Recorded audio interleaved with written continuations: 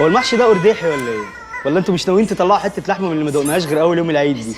اللحمه دي يا حبيبي للعيال مش ليك. طب ما انا بسال عشان العيال. الله. ما انا عارفه ابو بطني.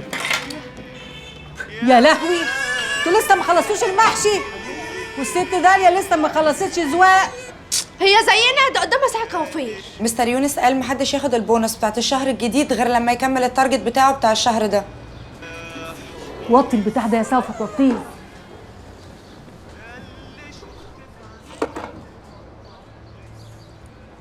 بقول لك ايه، هو يوم واحد اللي انا واخده اجازه، ها؟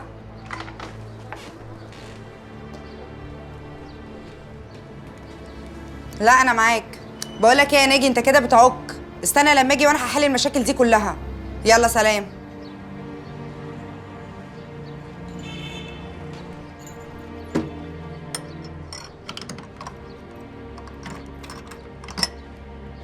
جاهزه يا طنط؟ من بدري يا اختي. طب يلا بينا عشان ما نتاخرش. مش ضيق شويه اللي انت لابساه ده؟ لا انا اللي تخنت. تخنتي بتوسعي هدومك. لا تخنتي يبقى خس. طب يا اختي مش تقولي صباح الخير الاول للناس اللي قاعدين؟ صباح الخير للي قاعدين. صباح الزفت على كده. انا مش هرد عليكي بس عشان كبرتك واقفه. والكبيره بتقولك لما نرجع تبقي توسعي هدومك. يلا يا صفوه، يلا يا اخويا.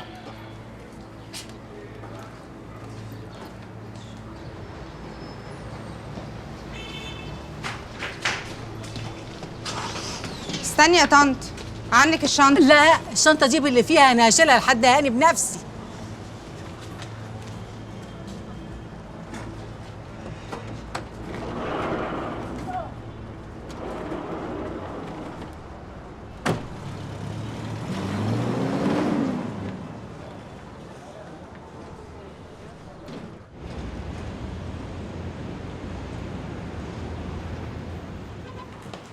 تعالى يا سعيد، جبت الايصال؟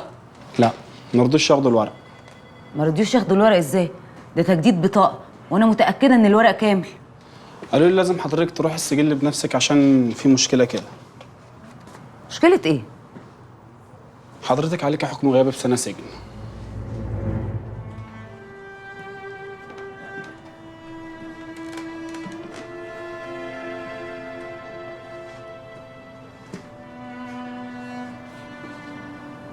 انا عليا حكم؟ ده اللي قاله لي، ما ينفعش تخلصي اي اجراءات رسميه غير ما تشوفي حل للقصه دي. طب روح يا سعيد روح.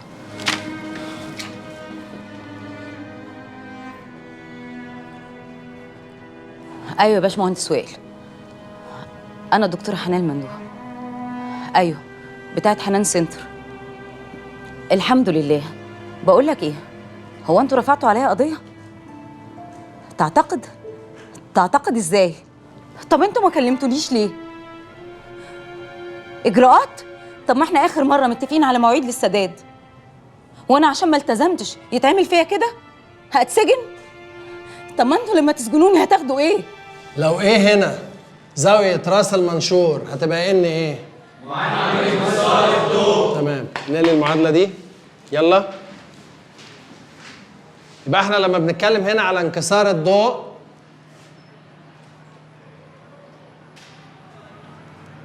يبقى احنا بنقول انه معامل الانحراف. ابصيري قوم. ايه هو معامل الانحراف؟ ايه معامل الانحراف غير الموبايل اللي في ايدك؟ ايه هو معامل الانحراف؟ طلع الموبايل هنا، حط الموبايل على التخته. انصراف. ايوه يا استاذ زكي، انا مش قايل لك ان انا متفق انا والاستاذ حسام عشان يجي هو السنتر النهارده؟ ما احنا بدلنا مع بعض يا سيدي. ايوه خد يلا، ما تعملش كده تاني. يلا اجري. اجي فين بس؟ اجي فين يا عم زكي؟ اسمعني بس، انا لسه في المدرسه اصلا يا سيدي. ما انا محتاج اروح البيت بس اريح لي ساعه ولا حاجه. قولي له مفيش فلوس الا لما هاني نخرج. هو ايه البعيد ده، ما عندوش دم ولا ايه؟ لا والله يا ابني ما حد عنده دم دلوقتي ابدا. خليه يخبط راسه في الحيط. وبعدين هو اصلا يجي لك انت يكلمك في حاجه زي كده ليه؟ ما يروح لاي شحط مش شحوطه جواز اخواتي، ولا دول مش رجاله؟ رجاله ايه بلا قرف؟ انت بس اللي راجل يا حبيبي. ربنا يعدي الكام شهر اللي فاضل لك على خير وترجع بقى تنور بيتك. ايه ده اللي مالك ساكته ليه؟ انا مش جايه عشان اتكلم، انا جايه عشان اشوفك. وحشتيني يا بنت. انت كمان وحشتني قوي. قول يا حبيبي، الشركه اللي انتوا شغالين فيها حد اسمه ناجي؟ ناجي؟ ناجي بتاع الحسابات، مش فاكره؟ ناجي ماله؟ اصل ماما النهارده كانت بتتصنت على الباب بتاع اوضتي وسمعتني وانا بكلم ناجي في التليفون. كنت بكلمه في حاجات تخص الشغل، بس هي الظاهره عشان على طول شاكه فيا افتكرت اني عامله معاه علاقه بما انك في السجن بقالك كتير. ايه ده؟ ايه هتصنت عليكي دي؟ تحلفي على المصحف انك ما كنتيش بتتصنطي؟ هو انتوا لسه زي ما انتوا؟ ده انا قلت السجن اللي انا فيه ده هيخليكوا تهدوا على نفسكوا شويه. ما انا قاعده ساكته قدامك اهو، هو انا اصلا فتحت بقي من ساعه ما قعدت؟ لا يا اختي، انا المفتريه، انا اللي مش عامله حساب لحد. استغفر الله العظيم يا رب. انا اللي برد الكلمه بكلمه، انا اللي بعيب في كل الناس، وانا كل عيوب من فوق لتحت. انا اللي مش صاينه غيبه راجلي والناس في الرايحه والجايه بيتفرجوا على رسمي وكاسمي وشعري وريحه برفاناتي اللي من اول الشارع. مش ما تجوش هنا تاني خالص. انا اللي عمال اعد الايام عشان اخرج من المخروب ده القعده هنا ارحم من القعده في الشوك يا شيخه. لا انا مش مصدقه، انت بتجمعني انا وهي في جمله واحده ازاي؟ صحيح، انت اتجننت. دي الهانم، ازاي تجمعها بالحوش اللي زينا؟ دي بتعرف تاكل معانا، دي بتخش اوضتها وتقفل عليها، وهي خارجه بتقفل الاوضه برضه لحسن نخش نوسخها. لا يا طنط، انا بقفل باب اوضتي عليا احسن ما اسمع شتمتي بوداني. بس اطمني، ما دام بتتضايقي قوي كده هبقى اسيب لك الباب مفتوح عشان تبقوا تشتموا براحتكم. ايه ده؟ رايح فين يا حبيبي؟ الاكل مش عايز تقف، جاتكوا القرف. عاجبك كده؟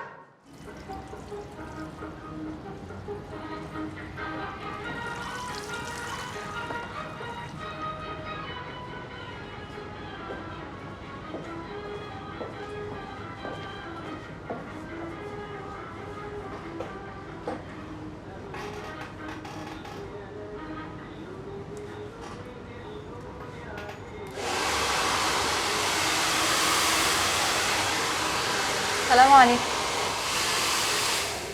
عليكم السلام ورحمة الله وبركاته.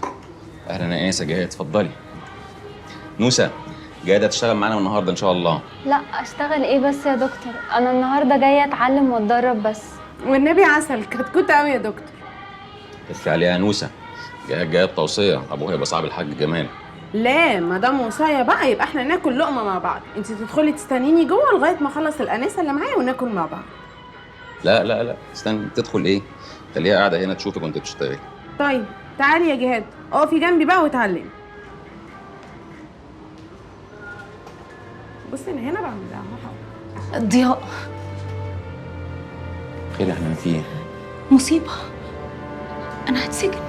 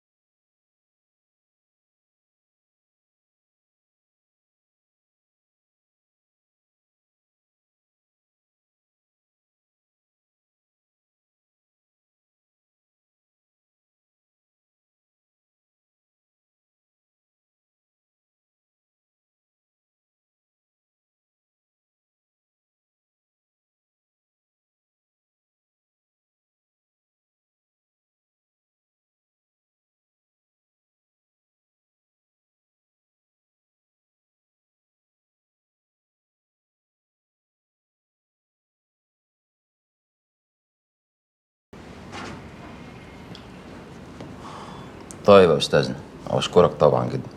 بكرة الصبح طبعا إن شاء الله. مع السلامة. شكلك ما يطمنش. قال لك ايه المحامي؟ قال لي ما حدش هيجي يخبط عليك ويقبض على المدام. تيجي بكرة الصبح لازم تعمليه توكيل عشان يطلب معارضة للحكم ويعمل الاستئناف. والاستئناف ده هيوصل لايه؟ طب ما انا لسه عليا شيكات. هنكسب وقت يا حنان، شهرين ولا 3 لحد ما نتصرف ونشوف هنعمل ايه. وانا هلم 300,000 جنيه في شهرين ولا 3 ازاي؟ ده انا حتى حتى بعت كل الاجهزه وقفلت السنتر النحس. حتى لو بعت ذهبي هيجيب 50,000 جنيه. طب اعمل ايه؟ اعمل ايه؟ انا فعلا كنت حاطه نسبه احتمال خساره للمشروع، بس مش كده. قلتلك كتير يا حنان. مش وقته يا بابا، مش وقته. هو ايه ده اللي مش وقته؟ لا وقت ونص.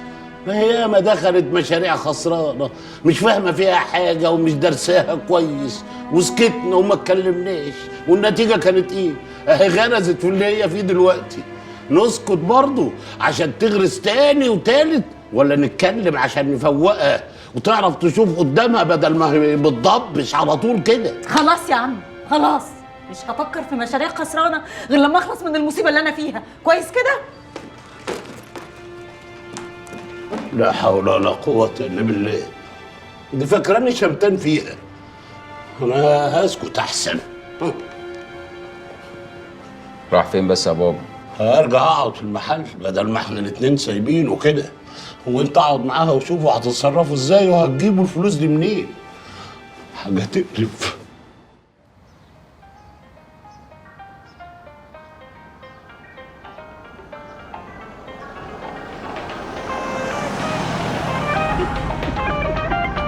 بصي بقى، ها ليه وقفتيها ليه؟ زهقت؟ طلع عيني. ما زهقتيش بذمتك؟ طقيت. هتحطي ايه؟ شغل بلاي ليست جديده. لا البلاي ليست بتاعت الان جراوند انت جوزك دي بليز لا. نعم، مش فاهمك انت في الاندر جراوند. ما بحبوش. انا بحبه. مملين جدا، بليز عشان خاطري. طيب طيب هطلع البلاي ليست اللي هشغلها بكره في الكلاس. وريني. اسمعي بقى. بصي كل دول ما لعبناهمش ولا مره قبل كده. حسبي يا دور.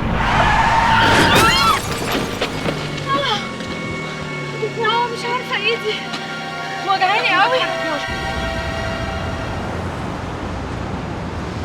طب اعمل ايه انا دلوقتي يا ماما؟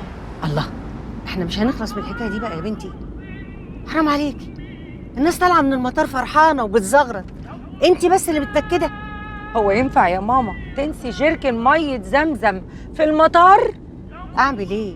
كنت عطشانه وعايزه اشرب ومفيش حواليا حد بيبيع ميه، بلاش اشرب. صح وهنا، بس تشربي وتقفلي الجيركن وترجعيه تاني جوه الشنطه. خلاص بقى يا حاجه منيره، عيب الكلام ده بقى. خلاص خلصنا، شويه ميه وراحوا الحال سبيلهم. خلاص بقى اكسبي ثواب بدل ما انت عماله تغرفي ذنوب بتبكيتك في امك. يا لهوي، هو انا اقدر؟ حقك عليا.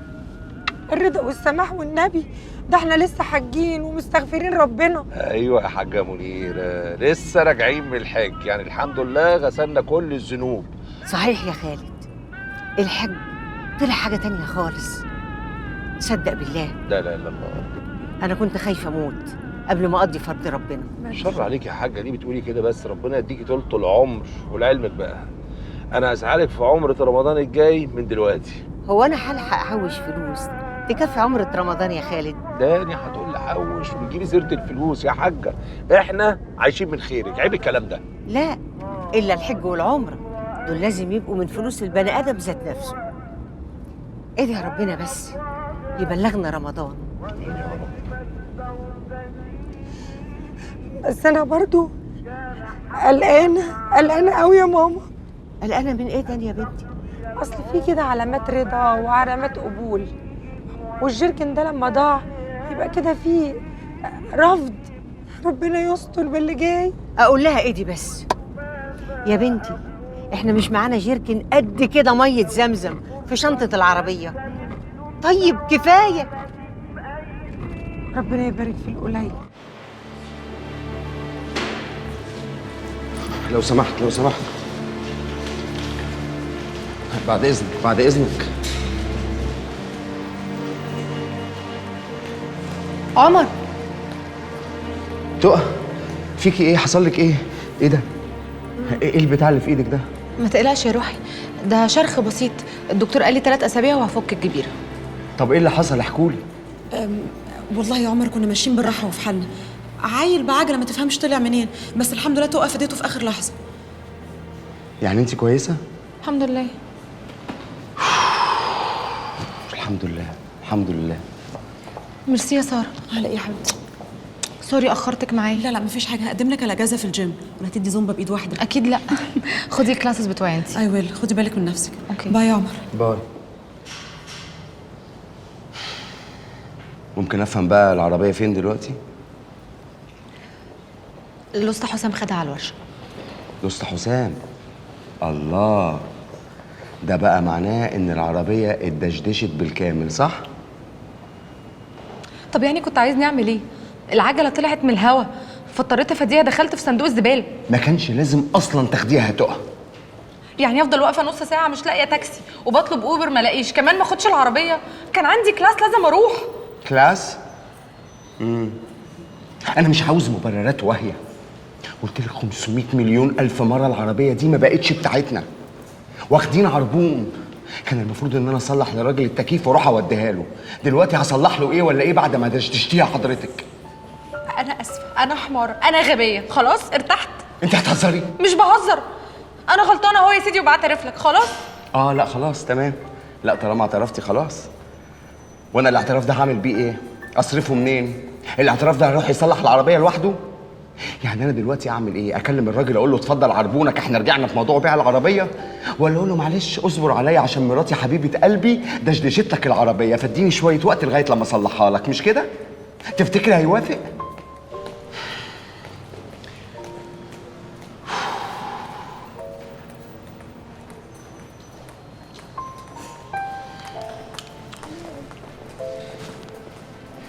يلا نروح.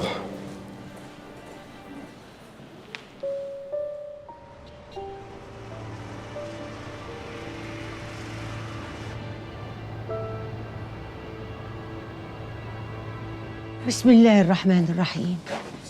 بسم الله الرحمن الرحيم. السلام عليكم ورحمة الله وبركاته يا عمار الدار. سمعينا زغروطه يا حاجه وفكي بقى كده يا حاجه منيره. بص على الشنط تاني، في حاجه تانية غير دول؟ 3 شنط وزمزم والهاند باك. ناديه استني بس يا بنتي، استنى يا ابني. ما هي بنتي في كتفك اهي. بس انا بقى اللي بطيوره وبنسى الحاجات. خلاص بقى يا حاجه ما تقطمنيش وما تفكرنيش. ما تفكركيش ايه؟ ده انت هتقعدي لك حسبه شهر ونص تتحصري على جيرك الميه التاني اللي ضاع ده. يلا سلام عليكم بقى. سلام عليكم ايه؟ تعالى بس اقعد هنا شويه ارتاح، اشرب لك كوبايه شاي ولا حاجه. اصل انا بيني وبينك يا حاجه يعني العيال وحشوني قوي، ونفسي كده يعني اخدهم في حضني. منير امسكي فيه. امسك فيه ايه بس يا حاجه؟ ده بيقول لك العيال وحشوني ونفسي اخدهم في حضني. ده انا غالي. سيبيه. روح يا اخويا، روح يا حاج. ربنا ان شاء الله يمنيك فيهم كل اللي تتمناه حلو، وتشوفهم في اعلى المراكز ويشحتهم لك من الدنيا قادر كريم. روح. الله يبارك لك يا حاجه منيره. وبعدين يا حاجه الشاي والقهوه دولت للغريب، لكن انا صاحب بيت. يلا، حد عايز يقول حاجه تانية؟ شكله مفيش. السلام عليكم. حاج خالد. خير يا حاجه منيره. لا اله الا الله يا اخويا. محمد رسول الله. السلام عليكم.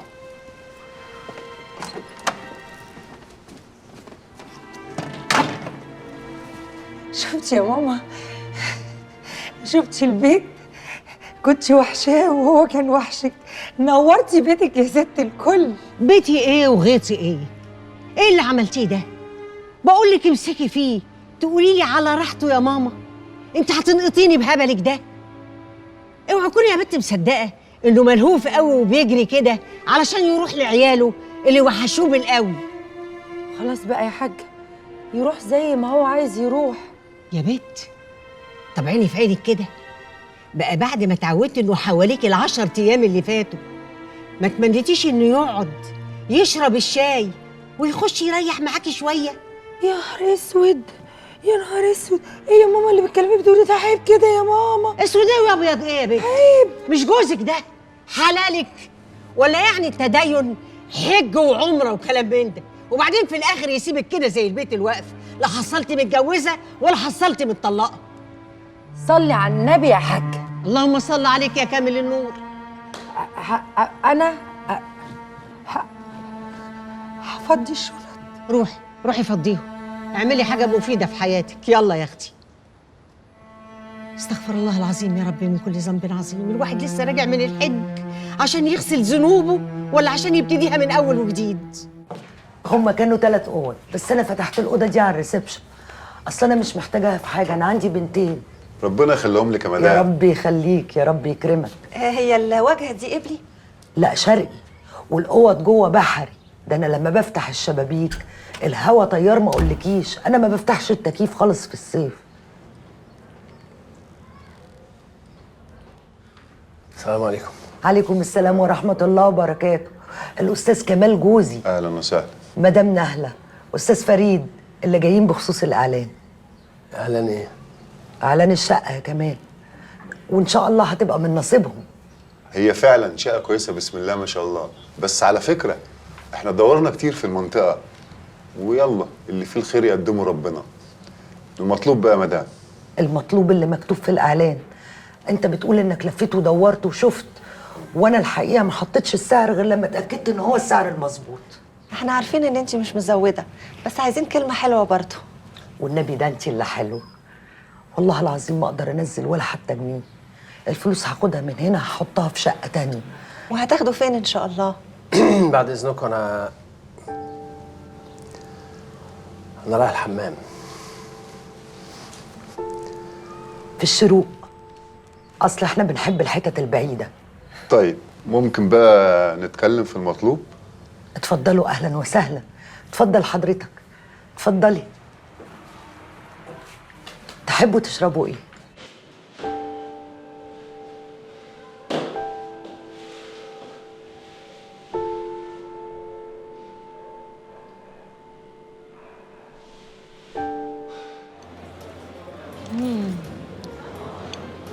يعني انت تتخانق معايا قدام الناس كلهم في المستشفى وتزعق لي وتيجي تصالحنا انا وانت لوحدنا؟ انت عارفه ان انا ما بحبش ازعق لك يا توتو، وما بيهونش عليا زعلك، مع انك ساعات بتعملي حاجات بنت. بس يلا خلاص بقى، عشان بحبك بس. هو انا يعني كان قصدي ما انا خبطت العربيه غصب عني. هنعمل ايه دلوقتي في مصاريف المدرسه؟ هنصلح العربيه ازاي وهنبيعها ازاي؟ يا ستي ما تشغليش بالك، هتتدبر، هتتحل اكيد يعني. حلو الايس كريم؟ قوي. مبسوطه؟ بحبه. ما تجيب بوسه بالايس كريم. بصي، هي فكره حلوه قوي ولذيذه في نفس الوقت، بس حبيبه قلبي احنا في مكان عام، هنتضرب يا حبيبتي، هنتضرب. طيب ماشي. اللي قولي لي العيال فين؟ فكرتني، عند ماما، هخليها تجيبهم على البيت. لا تكلميها ايه؟ انت عاوزه تفهميني ان الشقه دلوقتي فاضيه؟ ايوه. ايوه. طب يلا يا تقى، يلا. يلا ايه؟ يلا. ايدي شايف متكبسه. ما هو ده الجديد، نيو ستايل يا بيبي، لازم نخوض التجربه. طب انت مش فاكره لما كانت رجلي متجبسه؟ فاكره. كنت اجنن وانا رجلي متجبسه. يلا يلا يلا. لا لا لا، إيه؟ اقعد خلص الايس كريم، مدفوع فيه فلوس كتير. طب يعني على مره واحده بقى، معلقه واحده واديها. طب الحساب؟ ايوه صح. يا متر، الحساب بسرعه لو سمحت، بسرعه. كل الايس كريم. انا خلصت. بينا وبين بعض تليفونات، بس ترد عليا بسرعه لحسن عندي مشتري تاني. ان شاء الله النهارده بالليل يا بكره الصبح بالكتير خالص. نورتونا وشرفتونا، اهلا وسهلا. هو اللي حصل ده بجد؟ انت سايبني قاعده معاهم هنا لوحدي ودخلت قفلت على نفسك الحمام لحد ما يمشوا؟ انت مش كنت قاعده معاهم لوحدك قبل ما اطلع؟ انت مش عملتي الاعلان لوحدك وقابلتي مشترين للشقه لوحدك وقاعده تتكلمي معاهم فهنبيع فين ونشتري فين لوحدك برضه؟ لوحدي ازاي؟ احنا كنا متفقين ان احنا هنبيع الشقه.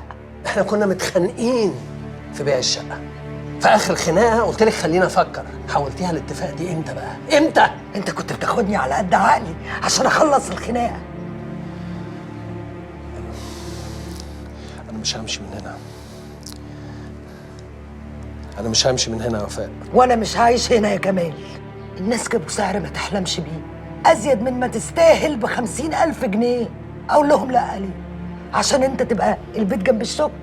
ما انت عندك عربيه. يعني عشان عندي عربيه عايزه ترميني في اخر الدنيا؟ اخر الدنيا دي يا استاذ هيبقى عندنا بدل الشقه 2 والشروق في الطالع. لو قعدنا سنتين وبعنا شقه واحده هتجيب لنا نفس فلوس الشقه دي. يا اخي بص لقدام ولو مره في حياتك. هو انت فالح غير في كده؟ يا تشوح لي بايدك يا تقول يوه. الناس كلها بتتقدم لقدام واحنا بنرجع لورا وما فاضلناش غير يوه. رايح فين؟ هروح اغير وانزل السنتر. عارفه ليه يا وفاء؟ قرف الشغل اهون مليون مره من القرف اللي بشوفه معاك يا وفاء. على فكره الشقه دي مش هتتباع يا وفاء، ولو الناس دول كلموكي قولي لهم مش هنبيع لان جوزي رفض. سامعني؟ لان جوزي رفض.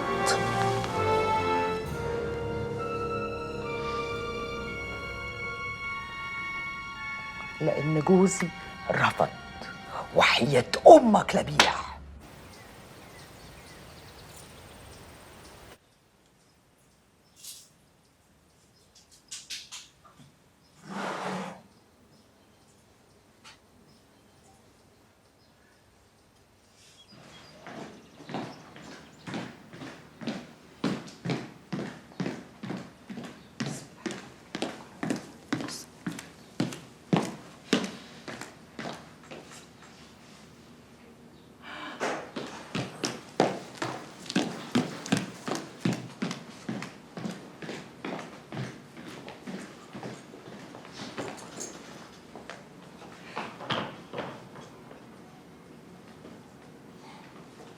سيب الشنطه فتحت، اتكل على الله.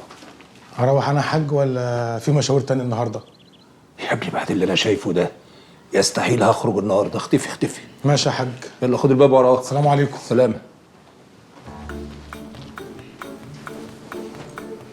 شوشو شقاوة يا شوشو شقاوة. اوعى الفحت. الحمد لله على السلامة يا حاج، وحشتني. الله يسلمك يا جميلة، بسم الله ما شاء الله. ايه ده؟ ايه اللي احنا فيه ده؟ بخور وورد وبسبوسة بالقشطة وفتة العيد كمان، احنا ما عيدناش مع بعض. صح، ما عيدناش. قطعية الرقبة شايلها لك. هو ده الكلام. تعالي تعالي.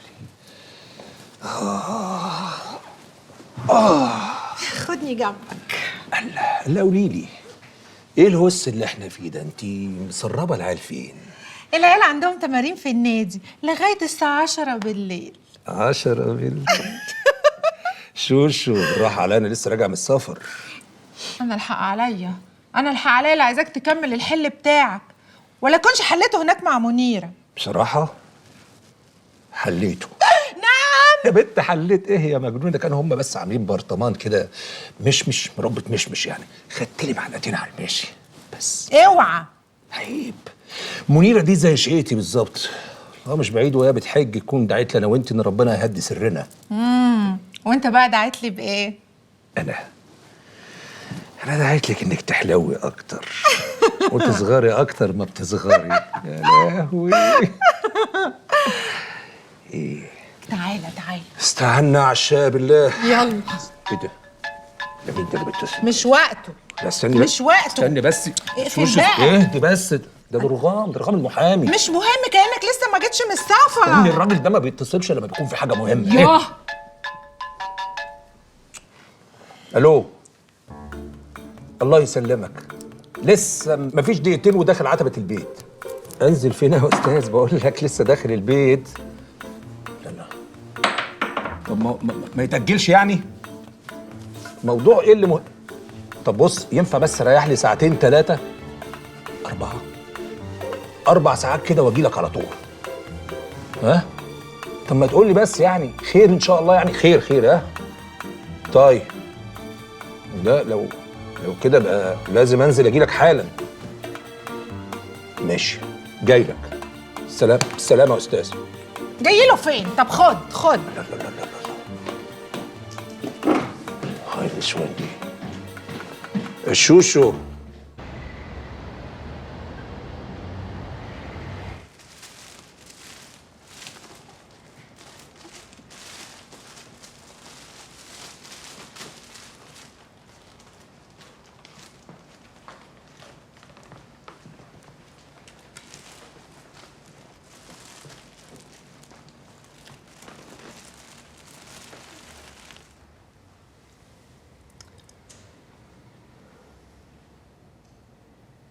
بالراحه يا وفاء، ماما جايبه الحاجات للناس كلها، خدي بالك. وانت مالك انت؟ الحاجه فتحت الشنطه وقالت لي خدي يا وفاء اللي انت عايزاه. خدي يا ملك دي، قيسيها جوه يا حبيبتي.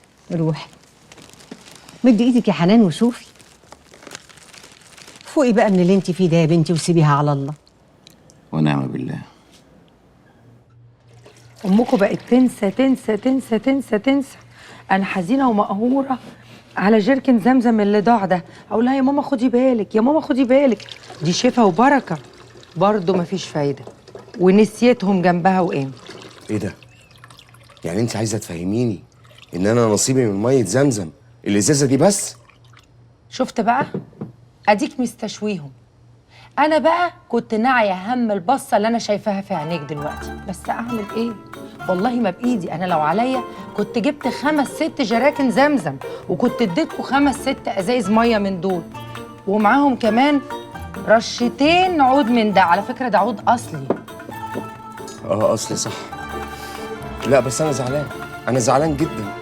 ده انا بقالي ايام وليالي بنام واحلم بميه زمزم اللي انت هتجيبيها لي. اعمل انا ايه دلوقتي؟ تعمل انت ايه دلوقتي ولا؟ ده انا مربياك يا ولا. انت بتسرح بيا ولا ايه بالظبط؟ على فكره انا عارفه ومتاكده ان انت كمان ما بتصليش.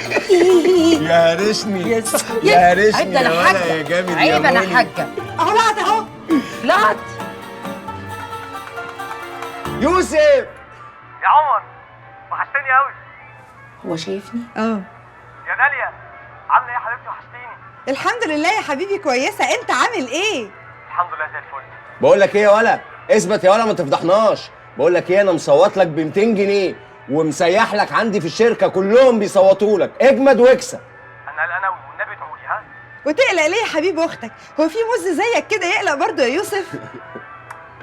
إلهي يا رب وانت جاهي وحياة حبيبك المصطفى تتقبل دعايا يا رب. يا رب تسقط في المسابقة يا يوسف يا ابن أمي وأبويا، عشان طريق الشيطان ده يتسد في وشك. قادر كريم. منيره اسكتي والنبي، ما تدعيش خالص انت. علشان بحبك بدعيلك ان انت ان شاء الله تسقط في المسابقة، عشان تبعد عن طريق الشيطان ده خالص يا حبيبي. السلام عليكم. وعليكم السلام ورحمة الله وبركاته. الحمد لله على السلامة يا حاج خالد. حج مبرور وذنب مغفور إن شاء الله. واضح كده إن الحجة اتقبلت. وشك منور قوي. منور إيه بس يا عم شاكر؟ ده أنا الشمس عمالة تحمص فيا ال20 يوم اللي أنا قعدتهم هناك. أنا بتكلم عن نور جواني. بقول لك يا عم شاكر، أنا سايب قاعدة في البيت فشر هارون الرشيدي. سيدي يا سيدي. مش سايب القعدة الحلوة دي بقى عشان أجيلك وتقول لي إذا كان نوري براني ولا جواني. يا عم أنا مش كلمتك وقلت لك في خير كتير. اهبط كده واسمع. افتي يا نجم. اسم مراتك ايه؟ نعم اخويا. الأولانية مش التانية. مش هتفرق برضه. نعم اخويا. اسمها منيرة إبراهيم حسين المندوه، صح مش كده؟ يا نهار اسود ومنيل. هو في قضية على منيرة ولا حاجة؟ الست منيرة بقت مليونيرة، هي وأخواتها. مش فاهم يعني ايه، وضح لي عشان مش فاهم. حتة الأرض بتاعت إبراهيم حسين المندوه اللي في إسماعيلية دخلت كردون مباني. في اللحظة اللي احنا فيها دي هي واللي زيها بيتسعروا بالمتر. يعني تقريبا كده احنا بنتكلم في 30 مليون جنيه. منيرة واخواتها هيطلع لهم 30 مليون جنيه؟ بالميت يا عمنا. بركة دعائك يا حاجة صفية. خدي يا ماما كلمي يوسف، بايني وشك. يا ماما. يوسف ازيك يا حبيبي؟ يا ماما وحشتيني قوي، عامله ايه؟ انت اللي وحشتني قوي يا نور عيني. كده برضو انا اجي من هنا والاقيك مسافر من هنا. ازيك يا حبيبي؟ الحمد لله ربنا يستر. والنبي يا ماما قولي لمنيره تبطل تدعي خالص، هتجيبني الارض والله العظيم. ايه؟ لا ما تاخدش على كلامها دي، حد يسمع لها دي. انت امك دعيالك، انا دعيالك ان ربنا يعمل لك اللي فيه الخير كله. ان شاء الله هتكسب يا يوسف. هموت من الرعب، ربنا يستر. دقايق وهدخل. التلفزيون مفتوح اهو وكلنا مستنيينك يا حبيبي. يا يوسف احنا هنا. هو ايه اللي انت لابسه ده يا يوسف؟ يا ولا نضفوك يا ولا ولبسوك لبنان يا ولا. يا عم انا لابس غصب عني والله العظيم، انت مش فاهم حاجه. يا يوسف لو ما كسبت ناخد منك ال 200 جنيه. شد حيلك يا يوسف. الله، هو ماله مجمد كده ليه؟ استني يا ماما، ده باين انه هنج. طب حاولي تتصلي بيه تاني يا داليا، عايز اقول له كلمتين يشجعوه. يا جماعه سيبوه في اللي هو فيه دلوقتي. بصراحه حنان عندها حق. تخيلوه واقف كده على المسرح وكل الناس بتتفرج عليه والكاميرات، احساسه هيبقى عامل ازاي يعني؟ هيكون عامل ازاي يعني؟ هيصة ودوشة وشهرة وفلوس. لا حول ولا قوة إلا بالله. أخوك ولع يا كيمو. بعد الشر عليه، بعد الشر عليه. ربنا هيوفقه، ربنا هيوفقه ان شاء الله. السلام عليكم. اهلا وسهلا. اتفضل. ايه ده؟ مش ده بيت الحاجه صفيه؟ ماما انت طالبه اكل من بره؟ لا يا ابني ما طلبتش حاجه. حضرتك ده اوردر من الحاج خالد مخلوف. الحاج خالد مخلوف؟ هات يا اخويا. إيه لحظه بس. لحظة إيه؟ كام لحظه؟ كام؟ لا حسابه خالص حضرتك. اتفضل. والله مش انا طب قلت يا لك سيدي شكرا. طول عمره سخي. أيوة. هو كريم وجدع. ايوه طب ربنا والله يخليك. طلع راجل ذوق. هو مش طويل ودقنه بيضة بس طلع ذوق. سبحان الله. لا ما تقلقش، ده شأن عائلي. ولا يا اختي بيعكسك يا موني. بيعكس ايه بس؟ انا ما بحبش اكل المحلات ده، حتى بيبقى بسمنه نباتين. نباتين؟ انا بحب النباتين. لا شم لا ريحته وانت لا تقول والله انا لا جعان. والله. لا إيه انت ايدك مكسوره، ما ينفعش روحي احنا هنا بنعمل ايه؟ يلا لا لا يلا هات الراجل هات. واقف. يلا الراجل واقف. يلا لحظه. يلا مش خساره فيك. اشكر حضرتك يا باشا. شكرا شكرا. السلام عليكم. بس انا عايز اعرف انت جبت الكلام ده منين؟ متاكد يعني مالي ايدك من المعلومه؟ عيب عليك يا خالد مخلوف. انا شاكر درغام. لا اله الا الله. ده الولية حماتي دي غلبانه، تعرف بقالها سنين بتحوش وتحط القرش على القرش عشان تطلع تحج بفلوسها. هو في كده؟ المهم بس انت تجيب الحاجة حماتك دي وولادها يعملوا لي توكيل عشان اخلص مع المشتري. الله، ده في مشتري كمان؟ طبعا في مشتري وجاهز بفلوسه، ومش عايز الخبر ينتشر وحد يزايد عليه. طب ما يزايدوا، وهو سعر الارض يولع وكله مصلحه. خالد مخلوف، المشتري ده يخصني. كل ما تنجز وتبقى بسرعه هيخصك انت كمان.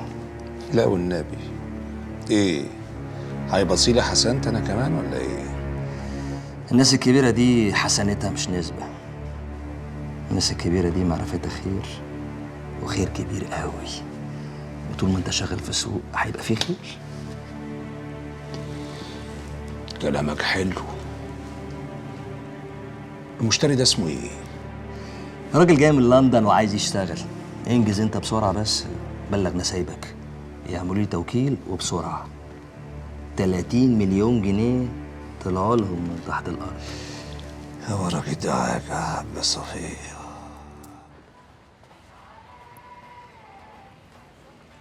لازم تاكلي يا حنان. قلة الأكل مش هتحل المشكلة. لو جالي نفسي كنت كلت يا ضياء. هي طنط زعلانة ليه؟ وانت زعقت لها؟ يا روحي. أنا ما أقدرش أزعلها. وما أقدرش أزعلك أنت كمان. يا بنتي انت على لحم بطنك من الصبح. خدي ان شاء الله تصبيره لحد ما نتعشى كلنا بعد حفلة يوسف. انا مش عارفة والله الناس جرالها ايه. خلاص مفيش صبر، مش عارفة تدفع، يسجنوها. محدش بقى بيسكت على حقه يا حماتي. يعني انا مثلا لو حد خد مني حاجة الله في سما ما هسيبه. ان شاء الله ربنا هيفرجها يا حنان، ان شاء الله. طبعا احنا لو في ايدينا حاجه نقدر نعملها اكيد هنعملها يعني.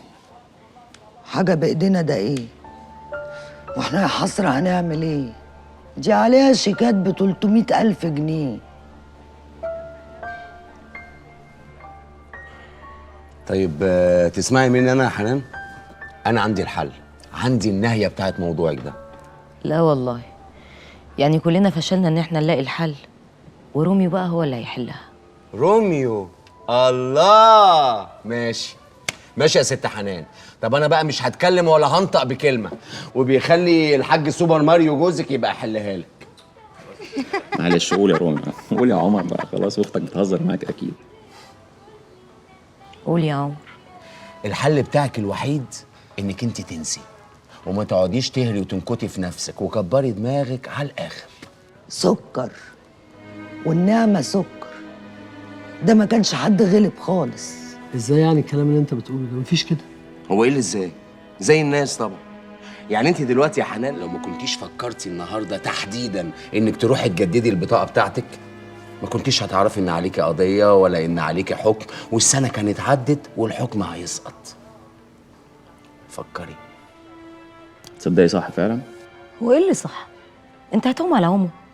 ما انا خلاص عرفت، يعني معنى كده ان انا مش ممكن اعمل اي اجراءات رسميه لمده سنه. ايوه يا حنان، وايه المشكله؟ مش لازم يعني تعملي اجراءات رسميه لمده سنه. يا خلاص البت ذكيه زي جوزها يا ناس. لا بقول لكم ايه، انتوا عصافير وعمالين تصوصوا وانا مش ناقصه. بقول لكم ايه، ابعدوا عني. خلاص خلاص، خليك انت في دور امينه رزق اللي انت عايشه فيه ده. لا بقول لك ايه، انا سايباكوا تهزروا من الصبح وما بتكلمش الا الست امينه رزق. ست محترمه وفنانه، كانت بتقدم فن هادف مش زي الهبل اللي بيحطوه لنا في السينمات اليومين دول. وبعد الصوصوه بقى بتاعتكوا دي، عرفتوا العربيه هتتكلف كام؟ ولا هي هتصلح روحها؟ لا اله الا الله. داليا، انا هنا يا ماما. بصي في الشنطه جوه هتلاقيني جايبه جلابيه بني حلوه قوي، يا رب تطلع على قد جوزك. تسلم ايدك. انت جايبه جلابيه لجوز داليا يا ماما؟ جرى ايه يا كمال؟ الله، مش جوز اختك؟ في الاول في الاخر جوز اختك. احنا مش خلصنا بقى من الحكايه دي؟ ربنا يخليكي ليا يا ماما، كانش ليه لزوم. لا والله العظيم كان عندي حق. مش انا قلت لك يا ماما وفرت فلوس؟ هو اساسا بيجي ولا بنشوفه ولا بيعبرنا، عرفنا انه تخن رفع، كنت وفري الفلوس احسن يا ماما. خلاص بقى، خلاص يا حبيبتي، كفايه بقى، صبرني يا رب. يقطعني. داليا، يبقى خلي جوزك يمر علينا يا بنتي عشان نشوفه كده ونتعرف عليه تاني. هما يعني خلاص بطلوا يدوهم اجازات في شغلانه الغردقه دي؟ لا، هو خد اجازه من فتره ورجع تاني، بس هو قرب يجي يعني مصر خلاص تماما، لان عقده قرب يخلص هناك. وانت ازاي مأمنه له يعني يقعد لوحده وسط الايطاليه والاوكرانيه والروسيه؟ حبيبتي انت لازم رجلك على رجله في كل مكان، ولا ايه يا روحي؟ صح يا حياتي. صح يا اختي. لا، هو هاني مركز في شغله عموما، يعني ما بيبصش على البنات دي. وبعدين انا اختي زي القمر، ده انا قبل ما تتجوز كان ألف من يتمناها. الشغل ده يوسف طلع يا جماعه على ماما ده. معلش يا اختي، ده اخرج عن ايوه ان شاء الله. ايوه يوم الجمعه هنستناكم باذن الله. هنستنى مين يوم الجمعه؟ المهم الشيك ما يبقاش متسطر. شيك ايه؟ شيك ايه اللي هنستناه؟ شيك ايه؟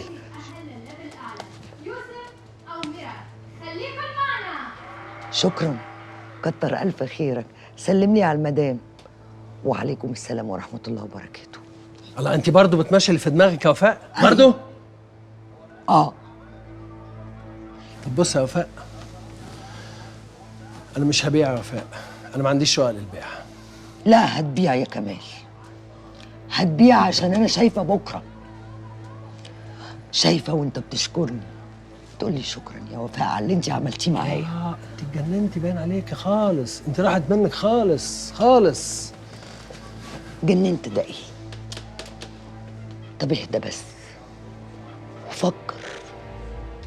الشقه، اوضه النوم الواسعه اللي جواها حمام، مش بتفتح الباب وتخرج عشان تشوف الحمام بره، ودريسنج روم تعلق هدومك على طول، مش دولاب خشب فوقيه كراتين، تفتح الشباك الهوا يرد الروح، جاي من جنينه فيها ورد وخضره وياسمين، ريحه الياسمين، مش تفتح الشباك تلاقي كشك سجاير واحد بتاع عصير قصب. بلا كشك عصير بلا كشك زفت. بقول لك ايه، انا مش هبيع يا وفاء، اخر كلام عندي انا مش هبيع. بقول لك ايه، شوفي بقى مين اللي هيقعد لك في البيت يوم الجمعه، شوفي مين اللي هيمضي لك على عقد يا وفاء. انا مش هقعد في البيت خالص يوم الجمعه. هتقعد في البيت يوم الجمعه. ليه؟ هتقعد. الله، هو ده اسمه كلام؟ راح فين؟ انت بتقول ايه؟ راح فين؟ انا بشهدكوا يا عالم على اللي بتعملي ايه؟ بتعملي ايه؟ ايه بعمل ايه؟ مش امك واخواتك ويهمهم مصلحتك يشهدوا بالحق بقى. لسانك جوه بقك احسن لك يا وفاء، احسن لك. مش هحط لساني جوه بقي لاني بقول الحق. الله، في ايه يا ولاد مالكم؟ بص يا طنط، كلمه زياده كلمه زياده وهتطلقي يا وفاء. الله الله الله الله، في ايه؟ ما تستهدوا بالله يا جماعه، ايه كمان؟ ما تهمدي يا وفاء شويه. عايز تطلقني؟ يا سلام. طب طلقني يا اخوك. طب تصدق بالله انا بقى عايزه اتطلق. ماشي يا وفاء، روحي يا وفاء وانتي بس ولا كلمة زيادة. ايه اتجننت؟ يلا خدي بناتك وروحي دلوقتي. يا طنط بقول لك روحي دلوقتي، خدي البنات وروحي واخذي الشيطان. حاضر هروح، بس ابقي اسألي ابنك بقى هو كان عايز يطلقني ليه؟ واشهدي بالحق يا حاجة. يلا يا ملك هاتي اختك وتعالي ورايا. معلش، لا حول ولا قوة الا بالله، ربنا يهدي. يوسف عن جد متعتنا بصوتك الساحر وبنتمنى لك كل التوفيق. وميرال بتتأهل معنا للمرحلة القادمة.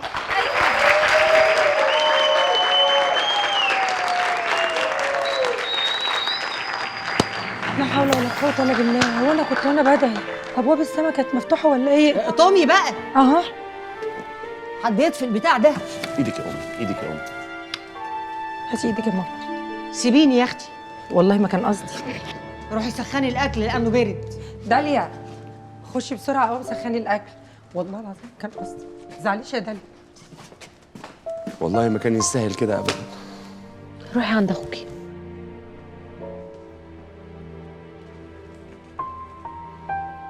خلاص بقى.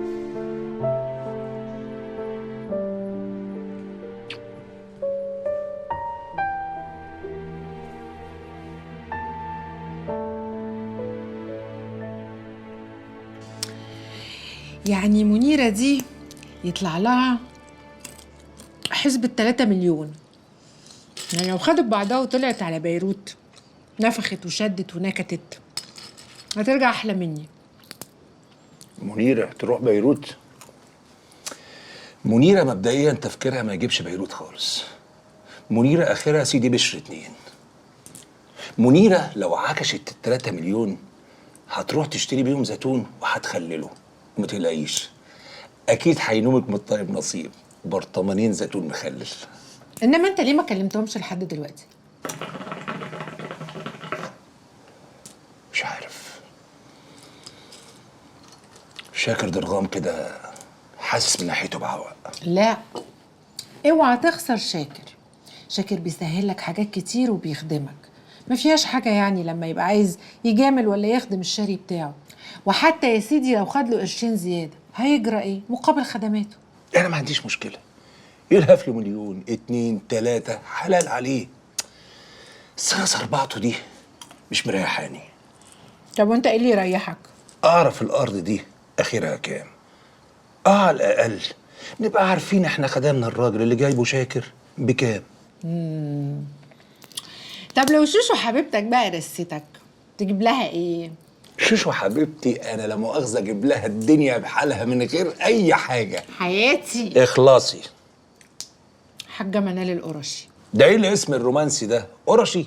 دي ست جامدة قوي وتقيلة، بتسحب مني كل سنة يجي 300-400 ألف عباية بتوزعهم على حبايبها وعمل الخير. الست دي واصلة قوي، مفيش حاجة بتحصل في الإسماعيلية بدون علمها. يعني لو ميلت على المحافظ هتجيب لك الخبر اليقين. عبايات ايه وخير ايه وتميل ايه؟ انت هبله؟ انت هتجيبي لي واحده واسمها قرشي وتنط معايا في السمسره؟ ايه هتنحس لها لحسه من الفته؟ ايه ده؟ تلحس ايه وفتت ايه وسمسرت ايه؟ بقول لك ست جامده جدا وزبونتي وحبيبتي. اما انا صحيح انا اللي هبله، انا بخدم ضرتي ليه؟ ايه الهبل ده؟ طبعا تخدميها يا مجنونه، انت مش عارفه مصلحتك فين. بقول لك هتشتري بال3 مليون زيتون وتخلله. اللي برطمانيه خليك واعيه. زيتون. الصراحه بقى يا كمال، مراتك عندها حق وانت اللي 60 غلطان. يا ابني الناس عماله تفر للمناطق الجديده عشان اهدى انضف وارخص، واكيد بناتك اولى بفرق الفلوس بين الشقتين. يا ماما شوق ايه بس؟ الموضوع ملوش اي علاقه باللي حضرتك بتقوليه ده.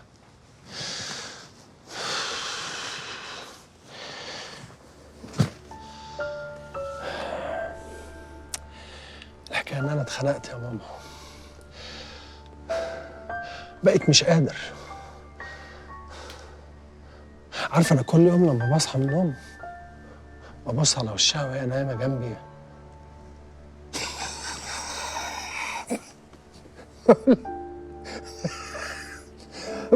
بقول انا ايه اللي عملته في نفسي ده؟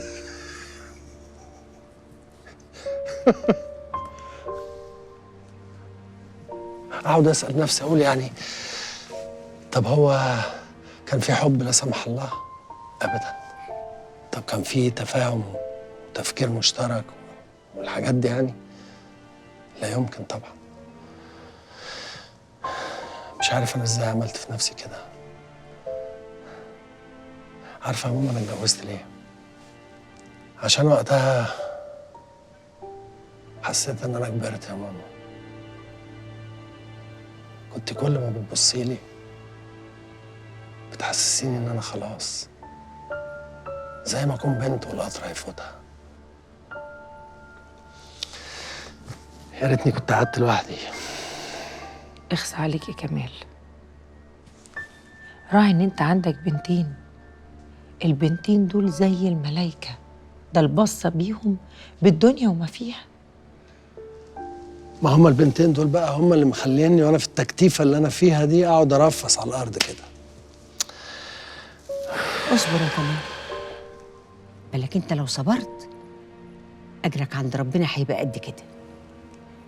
على فكرة البت وفاء دي طيبة وحنينة وغلبانة، بس هي فيها عيب صغنن قد كده، انها مهبوشة في مخها. اقول لك شغلوا قرآن في البيت، كل الشياطين اللي فيها هتهرب وتجري. بس يا منيرة، بس يا حبيبتي، بس كلمها لي. لا يا ماما انا مش هكلمها، مش هكلمها يا ماما ابدا. انا اللي هكلمها، بس انت لاين دماغك شويه. يلا اطلبها.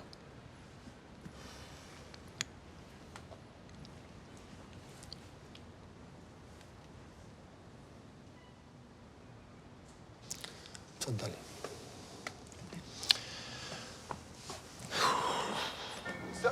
ايه ده؟ ايه ده؟ ازيك يا عم بالظبط يا ابني انا امشي. ظابط ازاي؟ انت ظابط يا حبيبي. خشوا يا بنات جوه. يا عم واحد. يلا حبيبتي. خلاص يا ابني انا الظابط، بس انا مش عايز حد في المنطقه يعرف ان انا الظابط. ليه مش عايز حد؟ انا في مهمه سريه، مش عايز حد يعرف ان انا الظابط يا ابني. طب معلش افندم، نعم. في واحده تقول لجوزها نعم ناشفه بالشكل ده؟ لا، مفروض يا طنط اقولها بالحنيه بعد ما كان هيرمي عليا يمين الطلاق. شيطان يا وفاء، شيطان يا بنتي. بس انت كمان زودتيها قوي. انا زودتها يا طنط. هدي بس كده واسمعيني، انا عايزه اقول لك كلمتين. انا لما عرفت الحكايه كلها قلت له ان انت عندك حق، وهو خلاص اقتنع. اقتنع بايه بقى ان شاء الله؟ لا اله الا الله، هي دي الكلمه بس اللي انت سمعتيها؟ طيب يا ستي، اقتنع ان انتوا تبيعوا الشقه وتتنقلوا. بس انت كمان يا وفاء خلي بالك ان انت غلطانه، لانه ما يصحش تكلمي جوزك بالطريقه دي قدام الناس ولا حتى لوحدكم. ده راجل يا بنتي وليه كرامته. الواحده لما بتبقى على اخرها ما بتعرفش بتقول ايه. طب وانت دلوقتي بقى لسه على اخرك ولا هديتي؟ طيب خلاص. طيب مع السلامه.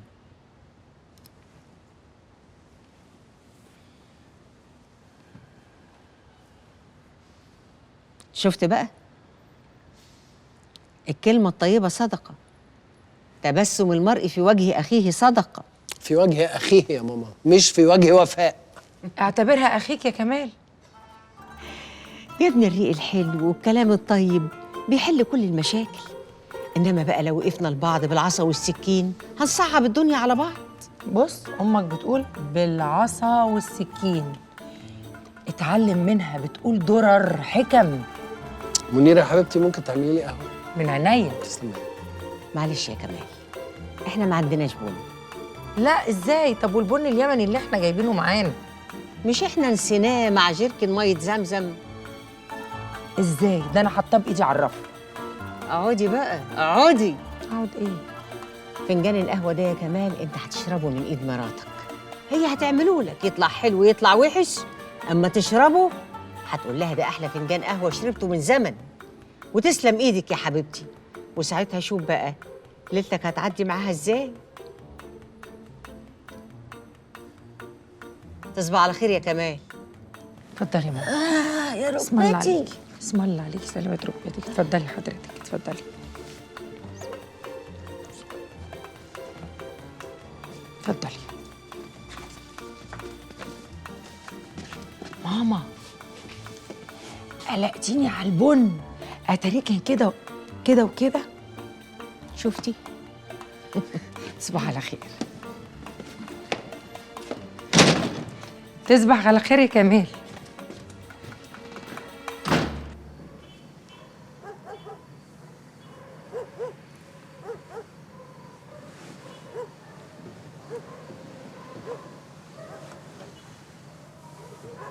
لا لا لا لا.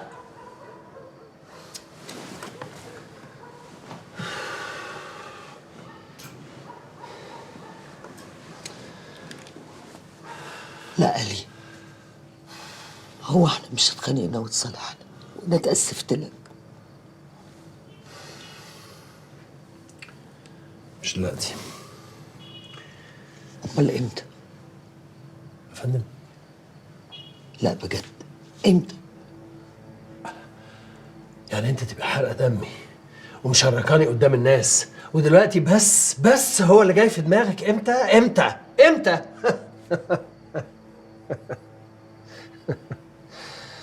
هو بجد خناقة النهارده هي السبب؟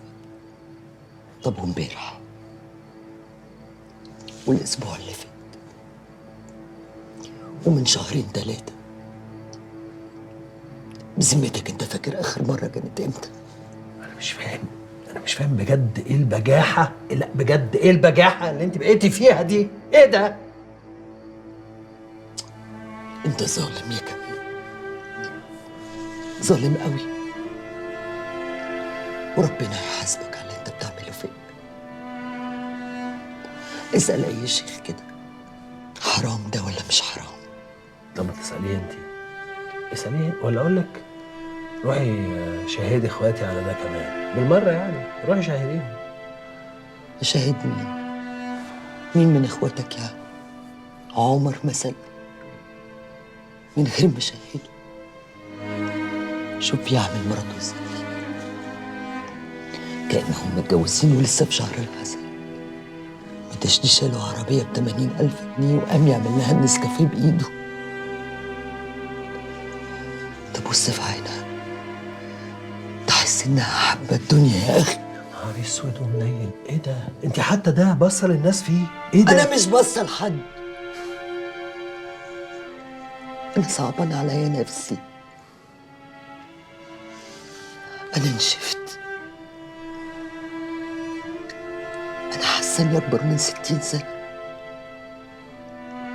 عارف، أنا بقيت أكبر من منيرة. لا، ده منيرة حالها أحسن مني، على الأقل عارفة إن جوزها سايبها عشان يتجوز واحدة تانية، مش نايم في حضنها وهو مش طايقها.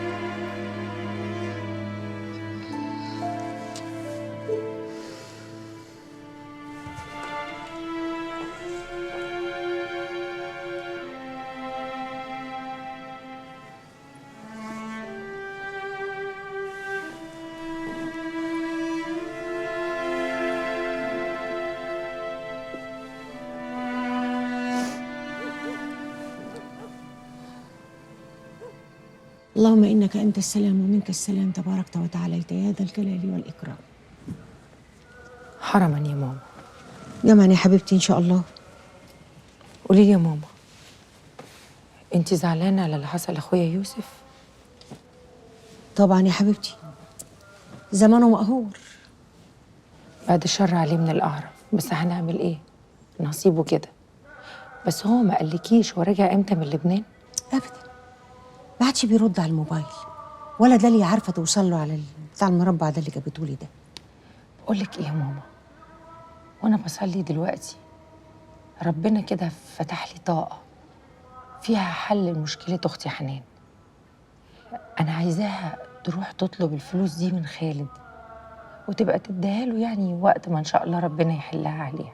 لا مش هترضى، حنان نفسها عزيزه قوي. عزيزه ايه بس يا ماما؟ دي ممكن تتسجن. انا مش عارفه ايه اللي حصل لولادي ده، انا داعيه لهم كلهم هناك، اجي الاقي اللي متخانق مع مراته، واللي عليها حكم، واللي عربيته اتكسرت، واللي حلمه ضاع. الحمد لله محدش مرتاح غير انا واختي داليا. قوي، انتوا الاتنين اللي عايمين في العسل. واحده جوزها ومسافر عشان شغله، والتانيه جوزها سايبها عشان نايم في حضنه ضرتها. انا الحمد لله مش ناقصني حاجه ومش عايزه حد، انا كده كويسه. ولما اقابل وجه ربي كريم بعد الشر هتبقي متونسه برضه، وانتي قاعده بطولك كده، لا راجل ولا عيل. بصي يا ماما، انا مش متخيله حياتي من غيرك. لو كان ربنا حرمني من العيل ولد او بنت فبحس ان انتي بنتي، ولو كان ما عنديش زوج فانتي ماليه حياتي. يا بنت انا مش بعايرك ولا بدور على الناقص، حكايه الخلفه دي بتاعت ربنا، انما جوزك انا شايفاك مفرطه فيه خالص، سايباه للرقاصه عشان تاخده بحاله. ايه مالكيش فيه نصيب يا ماما؟ حتى يومين في الاسبوع. يا ماما أرجوكي بلاش تقولي عليها الرقاصة، خلاص اللي حصل حصل، بقت مرات جوزي وأم ولاده. وبعدين لو كان عليه هو مش عايز يقعد معاها، هو لمح لي قبل كده إنه عايش معاها غصب عنه عشان خاطر العيال. ليه يا شيخ؟ وانت بقى مصدقة الحدوتة دي؟ امال ليه واحنا في الحرم سحب نفسه من جنبنا وراح داخل على محل الذهب؟ كان بيشتري لمين الذهب؟ ليكي؟ لا، ليها هي. حتى لو اشترى لها الذهب هي هنا، لكن انا كنت معاه هو، هيجيب لي ليه؟ وبعدين ده كفايه حلاوه الزياره لوحدها متعه. بقول لك ايه، ما تقعديش تتوهيني، يلا اجري روحي نامي، انا مش ناقصه، الضغط هيزيد عليا مش هعرف انام.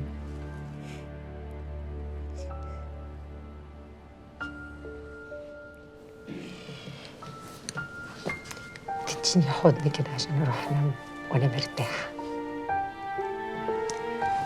الامر لله، مكتوب عليا انت. منيره روحي اعملي اي حاجه بتعمليها في المطبخ وما تشغليش نفسك بيا. مع السلامه يا حبيبتي، مع السلامه. طب وليه لا يا حنان؟ خالد فعلا ممكن يقف جنبنا في مشكله زي دي. اللي اسمه خالد ده ممكن يدفع بس هياخد تمن اللي هيدفعه الشماتة فيا. انت نسيت لما عرضت عليه المشروع وقعد يتريق عليا وقال لي اراهنك ان ده مشروع خسران؟ والراجل كسب الرهان. سيان طلبت مساعدته ولا ما طلبتيش؟ ولا انت كنت فاكره انه مش هيعرف يعني؟ ما حدش له دعوه بيا، ما حدش له دعوه بيا، انا مش هقف مسؤوله قدامه.